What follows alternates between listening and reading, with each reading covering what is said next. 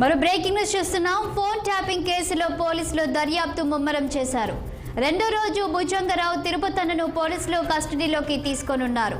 ఇప్పటికే telegraph act కింద case నమోదు చేస్తూ నాంపల్లి కోర్టులో మెమో దాఖలు చేశారు. మాజీ డీసీపీ రాధాకిషన్ రావుకు 14 రోజుల రిమాండ్ను విధించారు.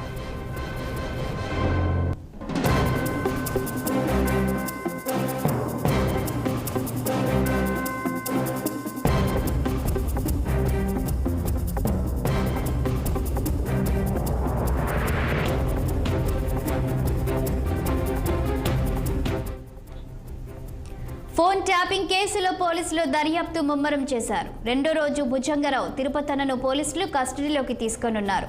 ఇప్పటికే టెలిగ్రాఫ్ యాక్ట్ కింద కేసు నమోదు చేస్తూ నాంపల్లి కోర్టులో మెమో దాఖలు చేశారు. మాజీ డీసీపీ రాధాకిషన్ రావుకు 14 రోజుల రిమాండ్ను విధించారు. ఇక దీనిపై మరింత సమాచారం మా క్రైమ్ రిపోర్టర్ నిర్మల అందిస్తారు. నిర్మల, చెప్పండి, ఫోన్ ట్యాపింగ్ కేసులో పోలీసులు కేసును ఏ విధంగా ముందుకు తీసుకెళ్తున్నారు?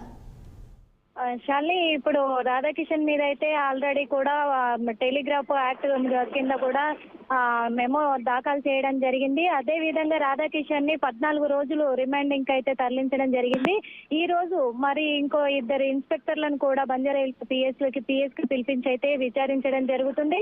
అదే విధంగా ఇప్పుడు రాధాకిషన్ పైన కూడా మళ్ళీ కస్టడీని కోరుతూ ఈ రోజు నాంపల్లి కోర్టులో మాత్రం బంజారాహిల్స్ పోలీసులు అయితే అక్కడ పిటిషన్ వేయబోతున్నారు. మరి ఈ రోజు కోర్టు ఏం తీర్మానిస్తుంది, మరి రాధాకిషన్ ని కస్టడీకి ఇస్తుందా, మరి రిమాండ్ లోనే ఉంచుతుందా అనే దాని మీద కూడా వేచి చూడాల్సింది. శాలిని, నిర్మల, పోలీసులు ఎన్ని రోజులు కస్టడీకి అడుగుతున్నారు వీరిద్దరిని, భుజంగరావును అలాగే తిరుపతన్నను? భుజంగరావుని తిరుపతన్నను ఆల్రెడీ రెండో రోజు కూడా ఇక్కడ విచారించడం జరిగింది. 5 రోజుల కస్టడీ కోరారు. ఇంకా 3 రోజులు మిగిలి ఉంది. మళ్ళీ దాని తర్వాత కూడా ఈ 3 రోజుల కస్టడీ అయిపోయిన తర్వాత కూడా మళ్ళీ కస్టడీ కోరనున్నారా లేకపోతే రిమైండింగ్ కి తరలించనున్నారా అనేది కూడా వేచి చూడాల్సి ఉంది. Shalini. Okay, thank you Nirmala.